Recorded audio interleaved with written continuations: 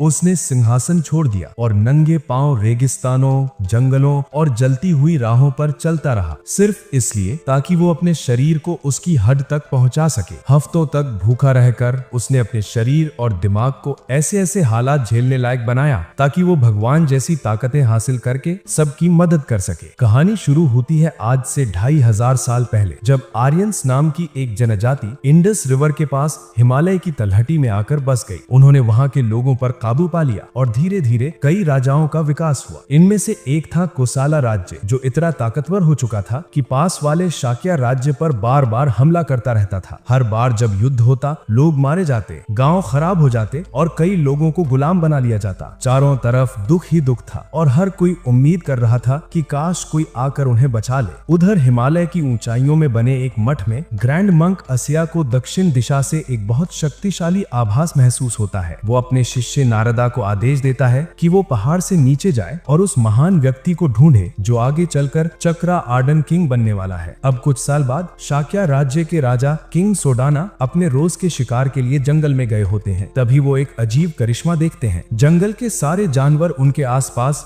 शांति से इकट्ठा हो जाते हैं बिना किसी डर के। तभी एक संदेश वाहक आता है और बताता है कि रानी ने उन्हें तुरंत बुलाया है। राजा फौरन महल लौटते हैं, जहां उनकी पत्नी क्वीन माया बताती है कि उन्हें एक दिव्य स्वप्न आया। एक विशाल सफेद हाथी जिसके 6 दांत थे, वो उनके शरीर में प्रवेश कर गया। ये सुनकर सोडाना खुश हो जाते हैं। वो उन्हें अपना जंगल वाला चमत्कार बताते हैं और कहते हैं कि लगता है धरती का हर जीव जंतु उन्हें आशीर्वाद दे रहा है। वो नदी की तरफ इशारा करते हुए कहते हैं, इस मौसम में तो सूखा पड़ जाता है, लेकिन इस बार कुछ भी ऐसा नहीं है। ये सब उस बच्चे की वजह से है जो जल्द ही पैदा होने वाला है। इधर महल के बाहर शाक्या के सैनिक कुछ कैदियों को लेकर गलियों से गुजर रहे थे। इसी दौरान एक छोटा सा गुलाम लड़का चपरा उन्हें देख लेता है और पास जाने की कोशिश करता है, लेकिन गलती से स्थानीय गुंडों से टकरा जाता है। वो उसकी टोकरी में रखी कीमती चीजें देखकर उसे धमकाते हैं कि अगर जान बचानी है तो सब सौंप दो। चपरा तुरंत भाग लेता है और गुंडे उसके पीछे दौड़ पड़ते हैं। भीड़ भाड़ वाली गलियों में दौड़ते दौड़ते वो एक तंग गली में घुसकर सांस ले ही रहा था कि अचानक एक छोटा लड़का टाटा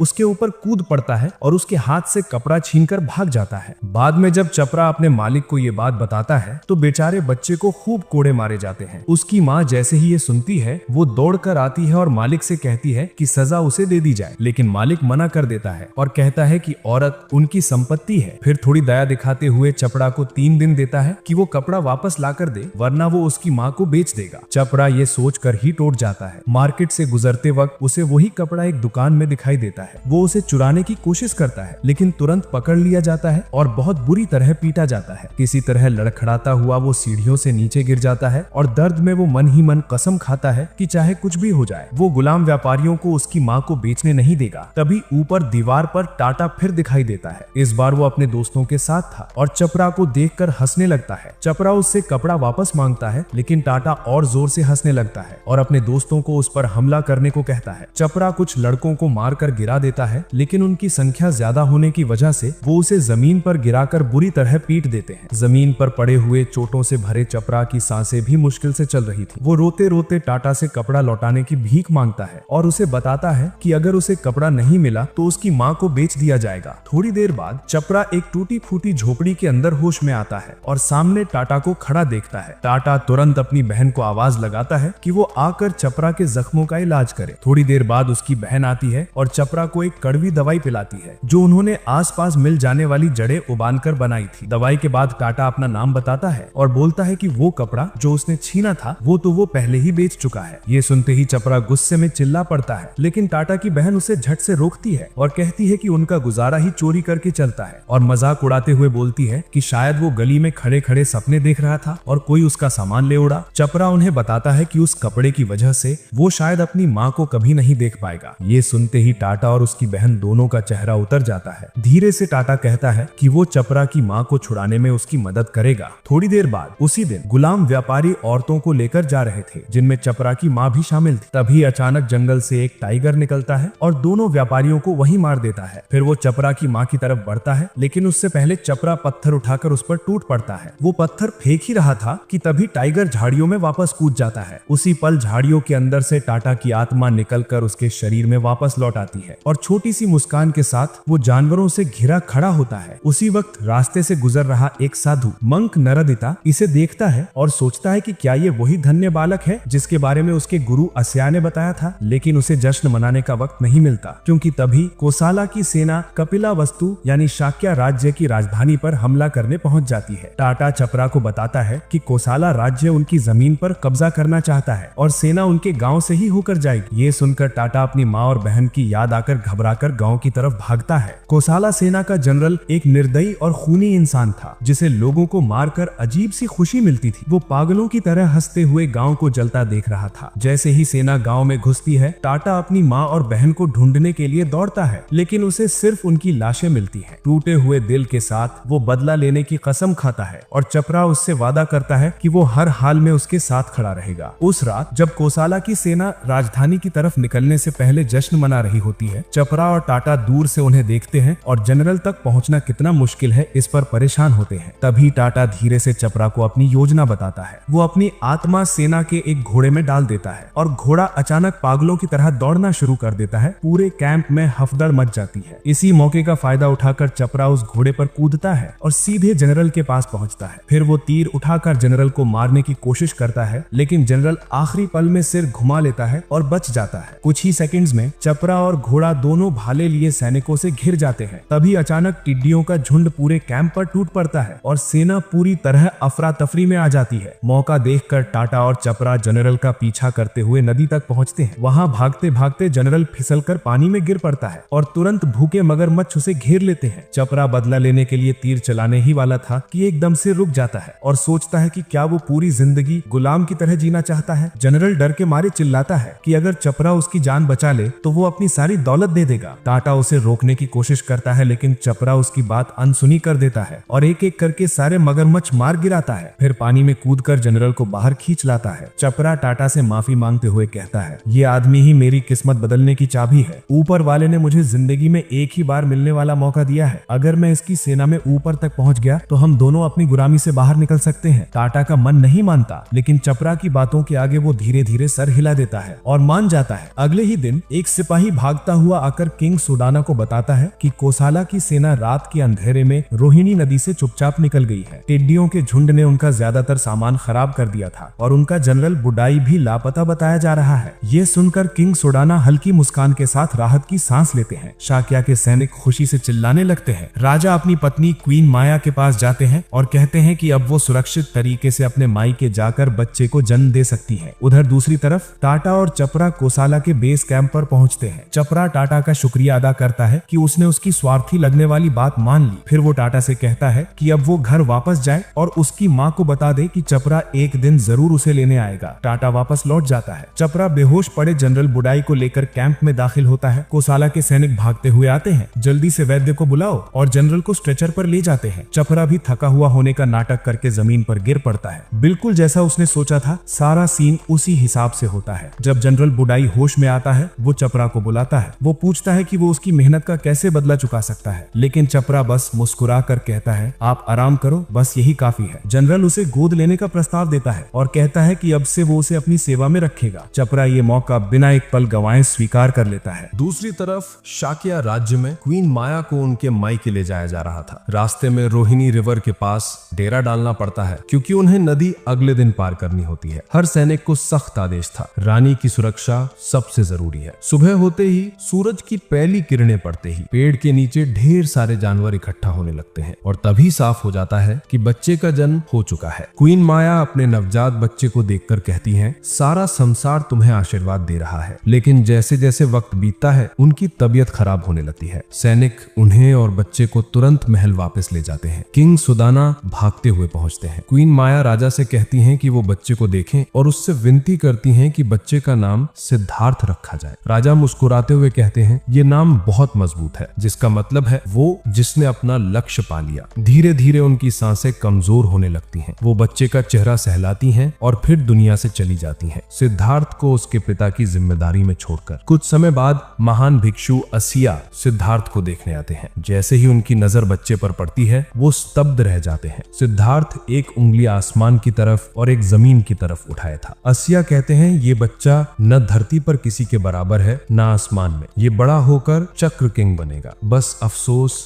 मैं उस दिन तक जिंदा नहीं रहूंगा। 10 साल बाद सिद्धार्थ के कमरे में नाचने गाने उठाने वाले आए होते हैं, लेकिन वो कुछ देर में ही ऊब जाता है और बाहर निकल जाता है। उसी समय दो शाही सेवक विजियर और गातिमी उसे ढूंढते हुए आते हैं, क्योंकि राजा ने बेटे को बुलाया था। सिद्धार्थ अचानक पेड़ के पीछे से आवाज लगाता है और पूछता है, वो 4 वर्णा वाला सिस्टम फिर से समझाओ। दोनों समझाने लगते हैं। सबसे ऊपर होते हैं ब्राह्मण्स, भिक्षु जो देश की समृद्धि के लिए प्रार्थना करते हैं। सिद्धार्थ हंसते हुए कहता है, सिर्फ दुआओं से कोई देश आगे नहीं बढ़ता। फिर वो बताते हैं कि उसके पिता यानी राजा और सिद्धार्थ खुद क्षत्रिय है, यानी योद्धा और रईस। उसके बाद आते हैं वास यानी आम लोग और व्यापारी, और सबसे नीचे होते हैं शूद्र यानी मजदूर और गुलाम। सिद्धार्थ गुस्से में पूछता है, गुलाम सबसे नीचे क्यों रखे जाते हैं? ये क्या बेहुदा नियम है? लेकिन दोनों उसे चुप कराते हुए राजा के पास ले जाते हैं। दरबार में एक योद्धा बंडाका अपने काम के लिए तारीफ पा रहा था। राजा उसे देश की समृद्धि के लिए मेहनत जारी रखने को कहते हुए उसे नया जनरल नियुक्त कर देते हैं। सिद्धार्थ आता है तो राजा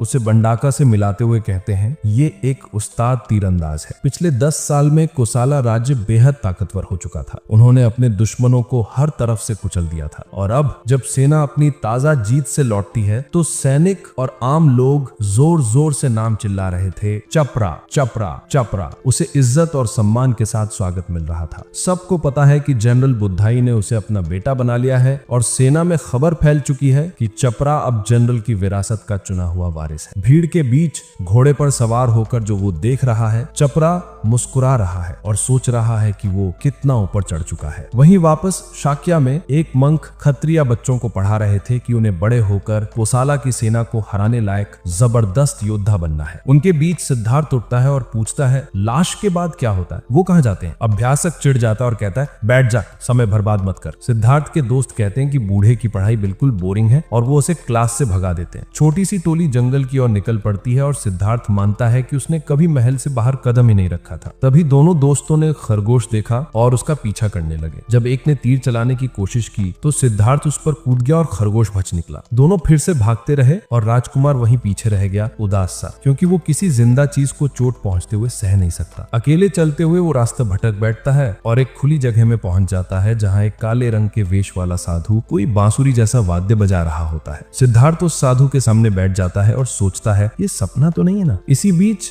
जाका की टांग कीचड़ में धंसने लगती है और वो मदद के लिए चिल्लाता है। सिद्धार्थ और दूसरा लड़का उसे पेड़ से खींचने की कोशिश करते हैं, पर पेड़ की डाली टूट जाती है और जाका गहरे कीचड़ में धंसता चला जाता है। आखिरकार उसकी सांसें थम जाती हैं। ये सब देखकर राजकुमार टूट जाता है और दौड़कर अपनी स्टेप मदर के पास जाता है, जो उसे गले लगाकर सांत्वना देती है, खुशी से कि वो बच गया। पर जब वो बोलता है कि जाका मर गया तो उसकी तबीयत खराब हो जाती है। स्टेप मदर उसे आराम करने को कहती है और खुद राजा के पास जाती है। वो खुद को उस दुख के लिए दोषी मानती है। राजा कहता है कि उस बच्चे की नाजुकता उसकी जन्म मां माया की वजह से है, और वो भरोसा दिलाता है कि उसने उसे अच्छे से पाला है। फिर राजा घोषणा करता है कि अब जब बच्चा 10 साल का हो गया है तो उसकी मार्शल ट्रेनिंग शुरू की जाएगी। अगले दिन सिद्धार्थ शांति से एक तितली के साथ खेल रहा था कि अचानक एक तीर तितली को मार देता है। यह नजारा राजकुमार को झंझोर देता है और वो गुस्से से भर जाता है। उसी वक्त उसके पिता का जनरल बंडाका और राजा साथ में आते हैं। राजा बताते हैं कि आज से यही बंडाका उसकी मार्शल ट्रेनर होगा। सोदाना कहते हैं, प्रिंस होने के कारण नरमी मत दिखाना, और बंडाका खुशी खुशी राजी हो जाता है। जब बंडाका सिद्धार्थ को धनुष बाण का अभ्यास करवाता है तो पहले खुद कुछ परफेक्ट शॉट दिखाता है, पर जब राजकुमार को आजमाने के लिए कहा जाता है तो वो मुश्किल से तीर छोड़ पाता है। उसे धनुष संभालने में दिक्कत होती है। एक दूसरे ट्रेनिंग सेशन में सैनिक देखते हैं कि जनरल बंडाका राजकुमार को पूरी ताकत से धक्का दे रहा है, जबकि वो केवल 10 साल का है, मगर बार बार उस पर हमला करवाकर उसे खुद की रक्षा करना सिखा रहा है। जैसे जैसे ट्रेनिंग आगे बढ़ती है, बंडाका उसे घुड़सवारी पर ले जाता है और शौकिया तौर पर जानवरों को निशाना बनाकर मारने लगते हैं, जिसे देखकर सिद्धार्थ रुकने की गुजारिश करता है। बंडाका कहता है, कमजोर होना छोड़ दे, और हिरण का दौड़ाते हुए पीछा करता है। सिद्धार्थ पीछे पीछे भागता है और कहता है कि उसे छोड़ दे। जब बंडाका परफेक्ट शॉट लेने की कोशिश करता है तो सिद्धार्थ जानबूझकर खुद पर तीर चला देता है ताकि बंडाका का ध्यान भटक जाए और हिरण बच निकले। बंडाका कहता है कि किसी राज्य के राजा को मजबूत होना चाहिए और दया की जरूरत नहीं होती। फिर आज की ट्रेनिंग खत्म कर देता है। ठीक ऐसे ही 5 साल गुजर जाते हैं और कोसाला राज्य के शहर सवत्ती में भीड़ चिल्लाकर चपरा का नाम ले रही होती है। चपरा अखाड़े में खड़ा होता है और एक जबरदस्त योद्धा से भिड़ रहा होता है। उसकी हर चाल सटीक और बेबाक है। एक रईस औरत उसकी फुर्ती और हुनर देखकर खुद को रोक नहीं पाती और तारीफ करती है क्योंकि वो आसानी से प्रतिद्वंदी को हरा देता है। वो एक बाजी के बाद दूसरी बाजी जीतता है। कभी कभी ऐसा लगता है कि जीत मुश्किल हो जाएगी, पर उस रईस औरत की चिंता और चाहत ही उसे और भी तेज कर देती है और आखिरकार जीत फिर उसी का नाम लिखवा देती है। उस दिन शाम को जनरल बुद्धाई चपरा से मिलते हैं और उसे बधाई देते हैं। वो कहते हैं कि अगर कल के फाइनल मैच में एक जीत और मिल गई तो राजा की ट्रॉफी भी उसकी होगी और हीरो ऑफ द पीपल का खिताब भी। चपरा आत्मविश्वास से सिर हिलाता है और वादा करता है कि वो अपने नाम पर कोई दाग नहीं लगने देगा। उसी वक्त वो पहले वाली नोबल लेडी आती है और उसे फूल देकर उसकी जीत के लिए दुआ करती है। उसके जाते ही बुद्धाई बताता है कि वो विजियर की बेटी लेडी मलिका है। फूल हाथ में लेते हुए चपरा को ऐसा लगता है जैसे जीत का स्वाद अभी से उसे मिल गया है। अगले दिन लॉर्ड चपरा अखाड़े में जोरदार शोर और तालियों के बीच प्रवेश करता है। उसका आखिरी मुकाबला लॉर्ड बिंडिका से है, जो एक रईस खानदान का सबसे बड़ा बेटा है। इशारा मिलते ही दोनों योद्धा घोड़े दौड़ाते हुए तलवारें भिड़ाते हैं। चपरा का कद छोटा होने की वजह से वो साफ कमजोर दिख रहा था। उसके सारे वार बिंडिका बड़ी आसानी से रोक लेता है और आखिर में वो चपरा को घोड़े से नीचे धकेल देता है। लेकिन चपरा हार नहीं मानता। वो कूद कर उस पर झपटता है, पर बिंडिका घोड़े को मोड़कर उसे लात मारकर फिर जमीन पर गिरा देता है। इसके बाद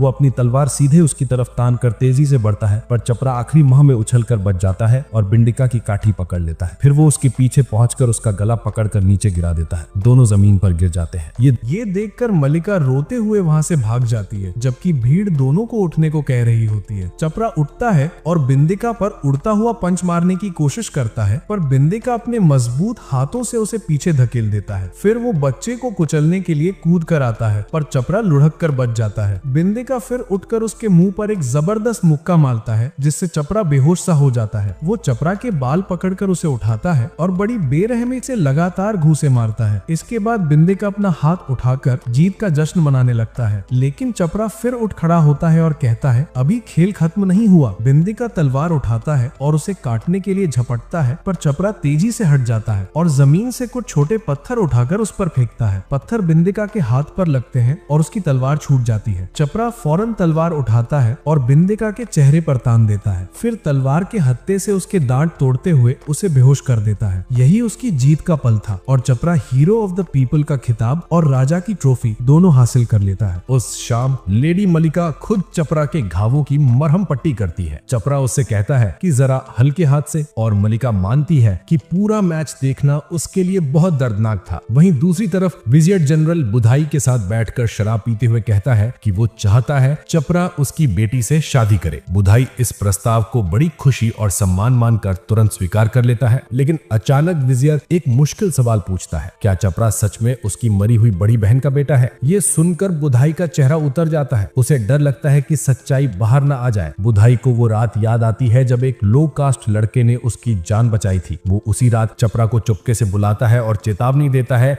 कि अगर किसी को पता चल गया कि वो एक शूद्र पैदा हुआ था तो दोनों की जिंदगी बर्बाद हो जाएगी, इसलिए इस राज को किसी भी कीमत पर छिपाए रखना होगा। बुधाई ये कहकर चला जाता है। उधर शाक्य राज्य में सिद्धार्था अब एक जवान और सुंदर राजकुमार बन चुका है। ट्रेनिंग में वो जनरल बंडाका को बहुत प्रभावित करता है, यहाँ तक कि शाक्य के सैनिक भी हैरान होते हैं कि वो कितनी तेजी से इतना मजबूत हो गया है। किंग सुदाना अपने बेटे को सिर्फ 15 साल की उम्र में इतना उत्कृष्ट देखकर गर्व महसूस करता है और बंडाका भी उसकी प्रगति से खुश था। शाम को हमेशा की तरह सिद्धार्था चुपके से बाहर निकल जाता है और शाही पहरेदार उसके पीछे भागते हुए उसे वापस लाने निकल पड़ते हैं। सिद्धार्था आसानी से पहरेदारों को पीछे छोड़कर भाग निकलता है। घोड़े को तेज दौड़ाते हुए जब वो शहर के बीच से गुजर रहा था, तभी उसे एक दुखी जोड़ा मिलता है जो अपने बच्चे की मौत पर रो रहा था। कुछ देर बाद कुछ और लोग बाहर आते हैं, बीमार, थके हुए और समाज से निकाले गए लोग। वो सिद्धार्था से दया की भीख मांगते हैं। बिना एक पल सोचे सिद्धार्था अपने रेशमी कपड़े और कीमती गहने उतार कर फेंक देता है। स्लम के गरीब लोग उन चीजों को उठाने के लिए टूट पड़ते हैं। इसी बीच कुछ स्थानीय गुंडे वहां पहुंच जाते हैं। वो बीमार लोगों को लात मारकर दूर करते हैं और बोलते हैं कि मरते हुए लोगों को इन चीजों का क्या फायदा, और खुद सब लूट लेते हैं। लूटने के बाद उनकी नजर सिद्धार्था पर पड़ती है। वो उसकी तरफ बढ़ते ही हैं कि अचानक एक औरत आकर चिल्लाती है, लड़के को हाथ मत लगाना। गुंडे उसे अपनी बहन कहते और बहस करने लगते हैं, पर वो डरावने लहजे में बोलती है कि अगर किसी ने लड़के को छुआ तो सबकी गर्दन उड़ जाएगी। गुंडे परेशान होकर पीछे हट जाते हैं। औरत मुड़कर सिद्धार्था से कहती है कि वापस चल, सब उसे ढूंढ रहे हैं। सिद्धार्था उसे रोकना चाहता है। वो रुककर अपना नाम बताती है, मिगुएला। वो सिद्धार्था को समझाती समझाती है कि इन लोगों को चीजें देने से कुछ नहीं बदलेगा, ये सब आधे मरे हुए लोग हैं, अपने परिवारों द्वारा छोड़े गए, बस मौत का इंतजार कर रहे हैं। वो कहती है कि तू महल के बाहर की जिंदगी को समझ नहीं सकता। ये सुनकर सिद्धार्था गुस्सा हो जाता है और पूछता है, तो क्या तू वो दुनिया जानती है जो मैं नहीं जानता? अगले दिन मिगुएला सिद्धार्था को पूरे शहर में घुमाती है। जगह जगह बुरी हालत में लोग देखकर सिद्धार्था उदास हो जाता है। मिगुएला उसे बार बार आगे बढ़ने को कहती है, लेकिन सिद्धार्था बार बार रुककर उनकी तरफ देखता रहता है। फिर सिद्धार्था एक दास को देखता है जिसे सिर्फ एक फल चुराने की कोशिश करने पर बुरी तरह पीटा जा रहा था। ये देखकर वो रो पड़ता है। पहली बार उसे समझ आता है कि उसके लोग कैसी तकलीफों में जी रहे हैं। मिगुएला उसे समझाती है कि मरना सबको है, चाहे कास्ट हो या स्टेटस, सब इंसान है। उसी दोपहर ट्रेनिंग में सिद्धार्था का मन नहीं लगता और वो जल्दी निकल जाता है। वो कहता है आज का दिन बहुत खूबसूरत है और घोड़ा दौड़ाते हुए मिगुएला के पास पहुंच जाता है। दोनों शहर घूमते हैं और नाव पर बैठकर सब देखते हैं। मिगुएला उसे पूछती है, तू मेरे साथ ऐसे आराम से घूम रहा है, तुझे पता है ना कि मुझसे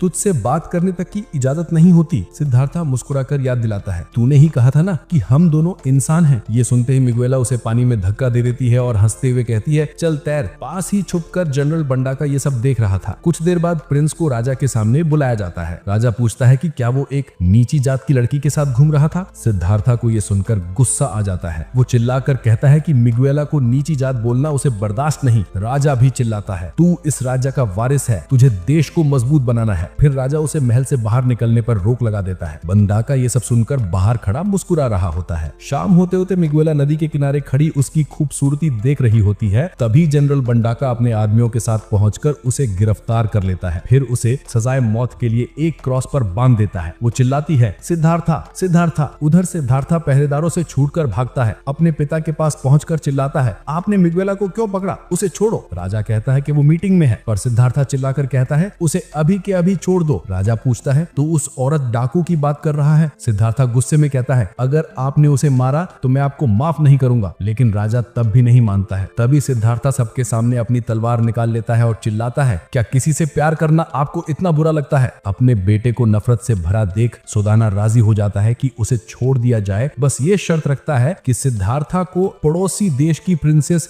यशोधरा से शादी करनी होगी। ये सुनकर सिद्धार्था का मन घृणा से भर जाता है। लेकिन जब भीड़ मिगुएला को मारने के लिए चिल्लाती है, वो खुद को संभालता है और दबाव में शादी की पेशकश स्वीकार कर लेता है। लेकिन जनरल बंडाका एक लाल गर्म तलवार लेकर आता है और माला की दोनों आंखें जला देता है। सिद्धार्था चिल्लाता है, तुमने ये क्या किया? बंडाका जवाब देता है, मैंने उसे अंधा कर दिया ताकि वो अब मुझे कभी ना देख सके। मिगुएला प्रिंस से कहती है कि अब इस बात की चिंता मत करो। और जब उसे ले जाया जा रहा होता है, वो चिल्लाती है, सिद्धार्था तुम्हारा चेहरा मेरी आंखों में सदा के लिए रहेगा। मैं खुश हूँ कि मैं तुम्हें मिली और हमने साथ में वो थोड़ा वक्त बिताया। तुम एक महान राजा बनना। जाते वक्त उसकी आंखों से बस आंसू निकल रहे थे। फिर सिद्धार्था की शादी प्रिंसेस यशोधरा से होती है। सब खुश नजर आते हैं सिवाय प्रिंस के। किंग सुदाना बेटे से कहता है कि जब वो पैदा हुआ था तब महान साधु आसा ने भविष्यवाणी की थी कि वो महान चक्रवर्तन राजा बनेगा। इसी बीच छोटा लड़का टाटा चपरा की माँ और साधु नारीदत्ता के साथ कोसल राज्य पहुंचता है। टाटा कहता है कि चपरा यहीं कहीं होगा। तभी भीड़ में जनरल के आने की आवाज आती है। टाटा ऊपर कूद कर देखता है तो पता चलता है कि जनरल कोई और नहीं बल्कि चपरा ही है। चपरा की माँ उदास हो जाती है, जबकि टाटा उत्साहित होकर जनरल के महल जाने की मांग करता है। चपरा की माँ कहती है कि बस अपने बच्चे को देख लेना ही मेरे लिए काफी है। बाद में चपरा कोसल के लीडर्स को कहता है कि वो फिर से शाक्य राज्य पर हमला करें और वहां की उपजाऊ जमीनें अपने कब्जे में लें। सभी इसके पक्ष में हैं और तैयारी शुरू हो जाती है। एक संदेश वाहक युद्ध की खबर शाक्य तक पहुंचाता है। किंग सुदाना सिद्धार्था से कहता है कि उनका राज्य छोटा है और अब तक युद्ध से बचना एक चमत्कार था, लेकिन अब लगता है कि युद्ध अनिवार्य हो गया है। सिद्धार्था खून खराबे से नफरत जताता है, लेकिन किंग उसे चिल्लाकर समझाने की कोशिश करता है कि अगर वो पीछे हटे तो कोसल उनका राज्य जड़ से मिटा देगा। सिद्धार्था कुछ नहीं समझ पाता और किंग कहता है कि ऐसी सोच वाला राजा नहीं बनता। कुछ दिन बाद कोसल की सेना और शाक्य की सेना सीमा के एक गांव के पास टकराती है। चपरा हमला करता है और प्रिंस सिद्धार्था युद्ध से तंग आ चुका था। जनरल बंडाका उससे कहता है कि वो ऊपर बैठकर अपने सैनिकों को मरते हुए देख सकता है। तभी एक सैनिक जहर भरा घड़ा लेकर आता है। बंडाका अपने तीरों को उस जहर में डुबोता है और कहता है कि जो भी तीर लगेगा वो मरेगा। सिद्धार्था जनरल से पूछता है कि क्या लोगों के मरने पर उसे मजा आता है? जनरल कहता है, हाँ, जैसे कोई खूंखार दानव। जनरल लड़ाई का रुख बदलने जाता है।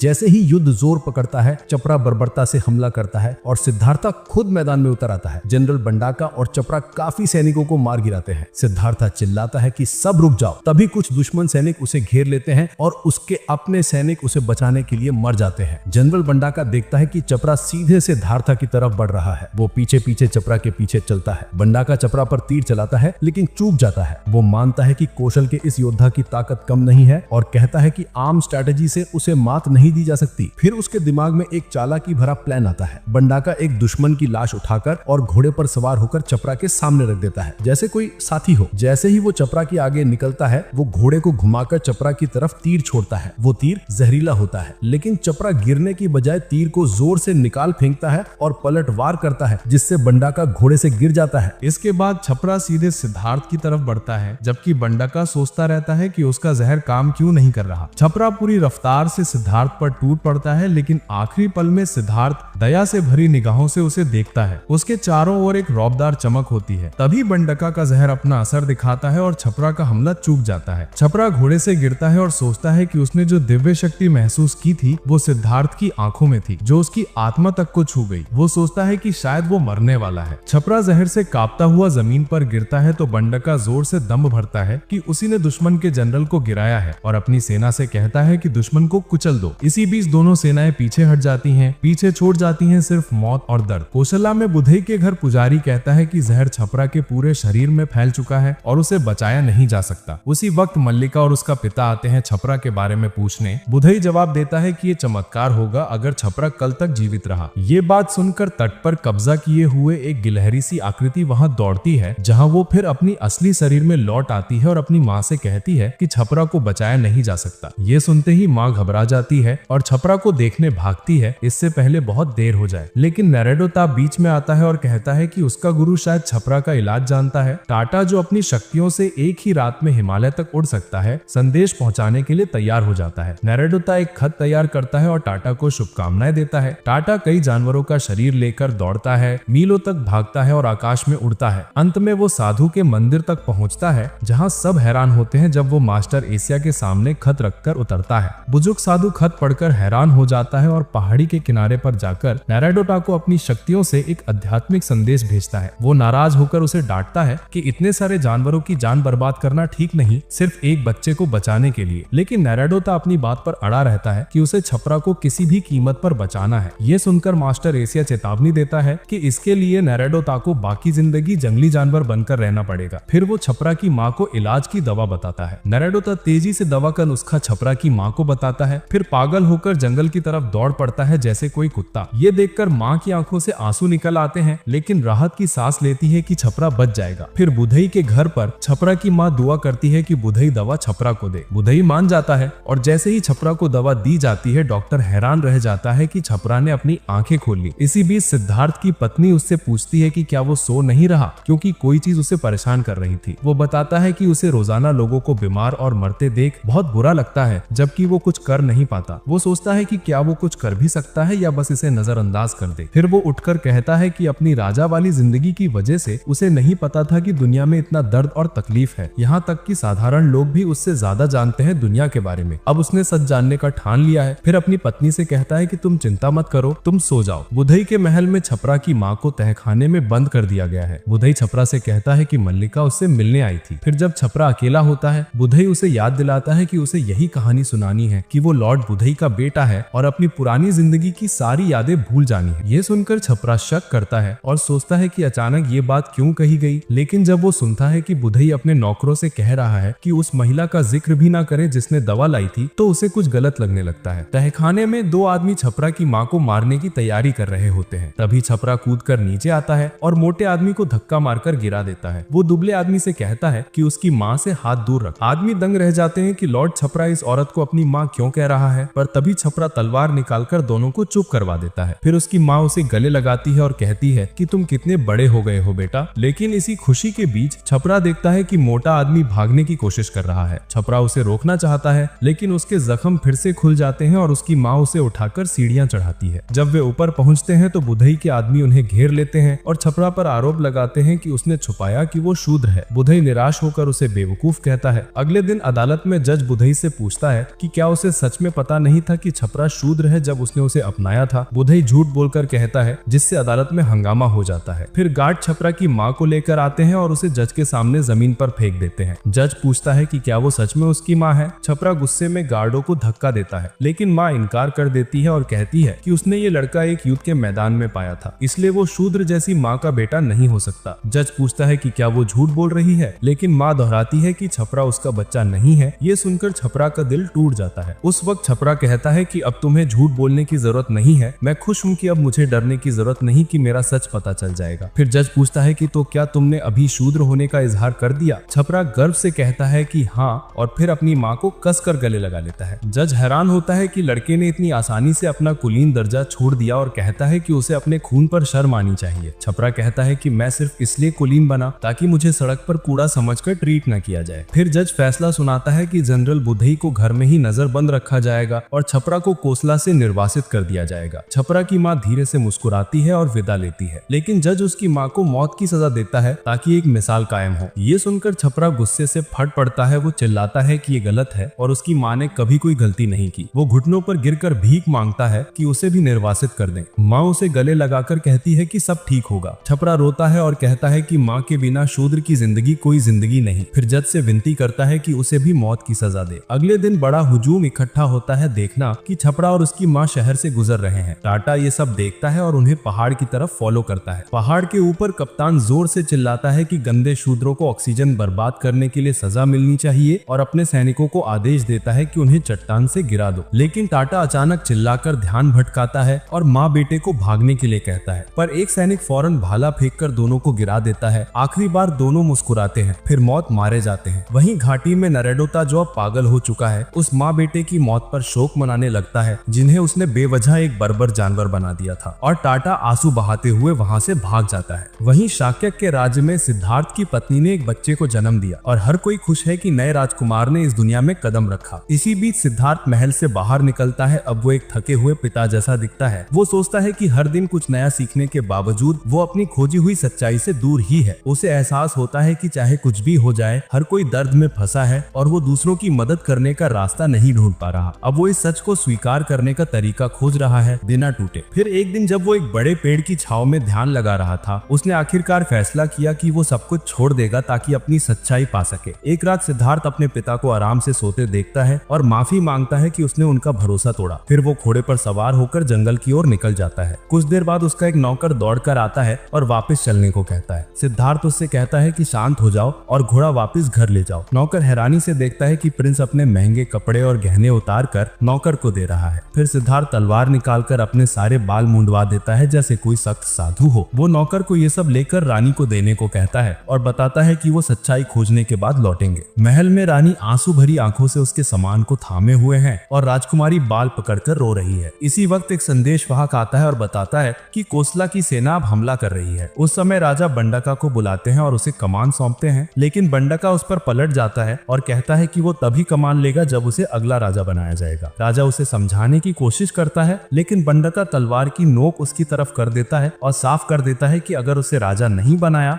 तो उसकी जान ले लेगा। राजा मजबूर होकर उसे शाक्य का अगला राजा बना देता है। युद्ध के मैदान में कोसला की विशाल सेना आगे बढ़ रही है और बंडका शाक्य की सेना का नेतृत्व कर रहा है। बंडका के नेतृत्व में धनुर्धर दुश्मन पर तीरों की बरसात करते हैं और पैदल सैनिकों को गिरा देते हैं। बंडका खुद भी आगे बढ़कर कई सैनिकों को मार देता है। फिर कोसला के हाथी सैनिक झोंक पड़ते हैं और उसे पीछे हटने पर मजबूर करते हैं, लेकिन बंडका तीरों को चीरता है और उल्टा उन्हें दुश्मन पर वापस मारता है। फिर अपने घोड़े पर हाथी के ऊपर से कूदकर उन्हें तेजी से खत्म कर देता है। वो दुश्मनों के सामने ताकत दिखाता है, उनका मजाक उड़ाता है और चिल्लाता है कि अब से उन्हें नए राजा का नाम याद रखना चाहिए। तभी एक भाला उसके मुंह में घुस जाता है जो उसे मौत के घाट उतार देता है, जिससे युद्ध खत्म हो जाता है। कुछ समय बाद सिद्धार्थ शवों के पहाड़ के बीच चलता है। वो सभी के गहरे दुख महसूस करता है और धीरे से बंडका की आंखें बंद करता है। फिर पहली बार अपने जीवन में ताली बजाता है और दिल से उन सभी खोई हुई आत्माओं के लिए प्रार्थना करता है। फिर वो उस राज से दूर चलता है जिसे कभी अपना घर कहता था। वहीं नरोडाटा जंगल में जानवर की तरह जीवन बिताता रहता है और मिगेला और टाटा भी अपने अपने रास्ते चलते हैं। सिद्धार्थ अपनी सच्ची राह खोजने के सफर पर निकल पड़ता है, जबकि उसकी माँ आसमान से उसकी देखभाल करती है। कई साल बाद एक अंधेरी रात को डाकुओं का एक गिरोह मोटे व्यापारी और उसके काफिले पर हमला करता है। डरे हुए लोग भाग जाते हैं, जबकि गिरोह का नेता जो बड़ा हुआ टाटा है डरपोकों पर हंसता है। तभी टाटा के लोगों को व्यापारी के कीमती सामान मिलते हैं और वो उसे बुलाते हैं। मिगेला भी उसके गिरोह का हिस्सा है और वो सुझाव देती है कि लूट को पास के गांव ले जाएं जहां वो ठहरे हुए हैं, क्योंकि कोसाला फिर से शाक्या पर हमला करने वाला है। टाटा अपने सबसे अच्छे दोस्त के साथ कोसाला की बेईमानी को याद करते हुए कसम खाता है कि वो उन्हें कभी नहीं छोड़ेगा। तभी उसकी नजर एक चट्टान पर बैठे साधु पर पड़ती है। वो पास जाकर देखता है कि वो कोई और नहीं बल्कि एक साधु है। वो उससे पूछता है कि क्या वो शाक्या के राजकुमार सिद्धार्था को जानता है, जो सब कुछ छोड़कर साधु बन चुका है। टाटा कहता है कि सिद्धार्थ एक मूर्ख था जो आलिशान जिंदगी छोड़कर चला गया, लेकिन ये सुनकर साधु नाराज हो जाता है और बताता है कि साधु जो ये कष्ट उठाते हैं वो बिना वजह नहीं करते, वो अगले जन्म के पुण्य के लिए ऐसा करते हैं। ये सुनकर टाटा हंस देता है और मिगेला मजाक में कहती है कि वो तो एकदम सही एस्थेटिक साधु बनेगी, क्योंकि उसकी पूरी जिंदगी तो दुखों से भरी है। फिर वो साधु को चैलेंज करती है कि अगर सच में वो मानता है कि जीवन का मकसद दुख उठाना है तो वो अपनी आंखें जलाकर साबित करे। साधु बिना हिचकिचाहट के एक मशाल लेकर घुटने के बल गिर जाता है और जलती हुई मशाल सीधे अपनी आंख में घोंप देता है। अगले दिन एक शिकारी देखता है कि सिद्धार्थ के बाल साधुओं के लिए बहुत लंबे हैं। वो उसे एक रेजर देता है और घर आने का निमंत्रण भी देता है ताकि वो बाल संवार सके। अपने घर पर शिकारी सिद्धार्थ को एक नया वस्त्र देता है और कहता है कि उसके पास और कुछ देने को नहीं है। तभी एक और साधु आता है जिसकी एक आंख जली हुई है। वो पानी मांगता है। सिद्धार्थ अपना परिचय देता है और साधु सोचता है कि क्या यही शाक्या के राजकुमार हैं जिसके बारे में सुना था। फिर वो खुद को डिया बताता है। तभी शिकारी वापस आता है और कहता है कि उसका सबसे बड़ा बेटा असागिल भी साधु बनना चाहता है। वो उनसे कहता है कि उसे शिष्य के रूप में ले ले। सिद्धार्थ कहता है कि वो अभी कोई शिष्य नहीं ले रहा। डिया कहता है कि शायद उनकी फैमिली बस मुंह कम खिलाने के लिए ऐसा चाहती है। जैसे ही वो जा रहे होते हैं, डिया देखता है कि सिद्धार्थ उसे घूर रहा है। वो बताता है कि उसने अपनी आंख जलाई है ताकि कुछ शक करने वालों को ये दिखा सके कि वो सच्चा है। डिया बताता है कि उसकी गुरु नारो डाटा ने सब कुछ छोड़ दिया और एक जानवर बन गया ताकि बिना लालसा के पवित्र जीवन जी सके। डिया कहता है कि वो एस्थेटिसिज्म में विश्वास करता है, मतलब जितना ज्यादा अब कष्ट झेलेगा अगला जन्म उतना बेहतर होगा। फिर दोनों एस्थेटिक जंगल की ओर बढ़ते हैं। रास्ते में वो देखते हैं कि आसगेल बारिश मुन का पीछा कर रहा है। एक जगह आसगेल खुद को जहरीले पौधे से कटवा लेता है और लगभग डूब जाता है। तब सिद्धार्थ पीछे मुड़कर उसे बाहर निकालता है। जब वे नदी पार कर रहे होते हैं तो डिया कहता है कि सिद्धार्थ बच्चे को छोड़ दे, वो नहीं बच पाएगा। लेकिन सिद्धार्थ पूरी ताकत लगाकर उसे रेगिस्तान तक ले जाता है। वहां वो कुछ कोसाला सैनिकों से टकराते हैं जो अपने युवा राजकुमार के साथ शिकार पर निकले थे। एक हिरन मारने के बाद वह साधुओं के पास आते हैं। युवा राजकुमार सिद्धार्थ की निगाह में कुछ खास महसूस करता है, फिर सोचता है कि ये तो आम साधु है। सैनिकों के जाने के बाद डिया बताता है कि वो लड़का कोसाला का राजकुमार विरहाका है, जो कोसाला के राजा और शाक्या की एक दासी महिला से पैदा हुआ था। दरअसल शाक्या के राजा ने कोसाला के राजा को धोखा दिया था और दासी को कुलीन बताकर पेश किया था। फिर साधु कई दिन तेज धूप और घने जंगलों से होते हुए चलते हैं। एक रात टाटा और उसके लोग दूर से उन्हें देखते हैं और डिया से हालचाल पूछने आते हैं। डिया चुपचाप उन्हें घूरता है, लेकिन सिद्धार्थ टाटा से कहता है कि उनके साथ जो लड़का है उसकी तबीयत बहुत खराब है, उसे अभी इलाज की जरूरत है। ये सुनकर टाटा उन्हें अपने शिविर तक ले जाता है जहाँ वो आसागेल के लिए जड़ी बूटी की दवा बनाता है। टाटा बताता है कि ये दवा उसने अपने पास मौजूद कुछ जड़ी बूटियों से बनाई है और अगर उसकी शक्तियां अभी भी होती तो वो एक पक्षी में उतरकर और ज्यादा जड़ी बूटी इकट्ठा कर लेता।